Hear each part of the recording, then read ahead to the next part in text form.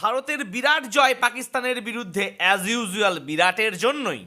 বাপই হতা হে সেটি আরো একবার প্রমাণ করে দিল বিরাট কোহলি। কিং কোহলি করলেন 14,000 রান পূর্ণ, আর তার সাথে 82 নম্বর সেঞ্চুরিও। পাকিস্তানকে বাড়ির রাস্তা দেখালো টিম ইন্ডিয়া।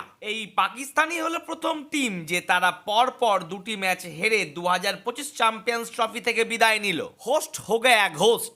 আচ্ছা, পাকিস্তান কেন হারলো তার আলোচনাও করব কিন্তু এই ভিডিওতেই। নমস্কার, আমি প্রীতিশ, আপনাদের স্বাগত জানাই ক্রিকেট স্ট্র্যাটেজিতে। আলোচনা শুরুর আগে বিরাট কোহলির সেঞ্চুরির মুহূর্তটা একবার দেখে নিন, তারপর শুরু করব কি করে এই জায়গাতে পৌঁছালো বিরাট।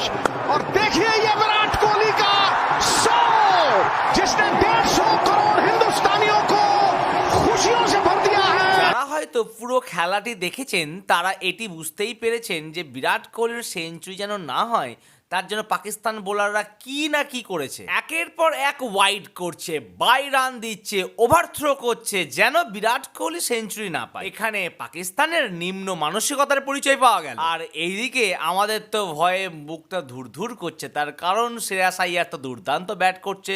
সে আউট হয়ে যাওয়ার পর হার্দিক পান্ডিয়া আবার এসে একটি চারও মেরে দিল। যাই হোক, আলটিমেটলি 4টি মেরে বিরাট কোহলি সেঞ্চুরি তো করতে পারলো। আর আমিও যেন তার মতো ভালো পারফর্ম করতে পারি তার জন্য আপনাদের করতে হবে আমার ভিডিওতে লাইক আর চ্যানেলটিকে করতে হবে সাবস্ক্রাইব। টস হলো, ইন্ডিয়া হারলো, পাকিস্তান জিতে প্রথমে ব্যাট নিল। মোটামুটি যা চলছিল, পাকিস্তান যদি 280 বা 290 রান করে ফেলে তাহলে ভারতের পক্ষে কিন্তু জেতা খুব মুশকিলের পর্যায়ে হয়ে যেত। তবে তারা শেষমেশ 241 রানেই অল উইকেট হয়ে গেল। হর্ষিত রানা, আকসার প্যাটেল আর জাদেজা তারা নেন একটি করে উইকেট, কুলদীপ যাদব নেয় 3টি উইকেট আর হার্দিক পান্ডিয়া নেয় 2টি উইকেট। এরপর ইন্ডিয়ার ব্যাট শুরু হতে না হতে রোহিত শর্মার সেই দুর্দান্ত শট শুরু হয়ে গেল, তার সাথে শুভমান গিলের ক্লাস। মনে আছে শোয়েব আখতার একটি কথা বলেছিল, বিরাট যখন আউট অফ ফর্মে চলছে পাকিস্তানের বিরুদ্ধে একটি ম্যাচ খেলিয়ে দাও, তার ফর্ম অটোমেটিকই চলে আসবে। আর সেটাই ঘটলো। বিরাট কোহলি করলেন 111 বলে 100 রান। ভারত প্রথমে বাংলাদেশ এবং পরে পাকিস্তানের বিরুদ্ধে জিতে সেমিফাইনালে পৌঁছে গেল।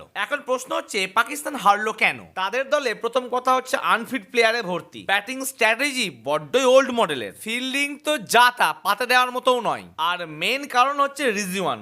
সে মাত্র 46 রান করেছে আর বল খেলেছে 77টি, মানে ওই যে টুকুর টুকুর টুকুর। তাহলে বন্ধুরা 2025 চ্যাম্পিয়ন্স ট্রফি কি ইন্ডিয়া জিততে পারবে? কি মনে হচ্ছে আপনাদের?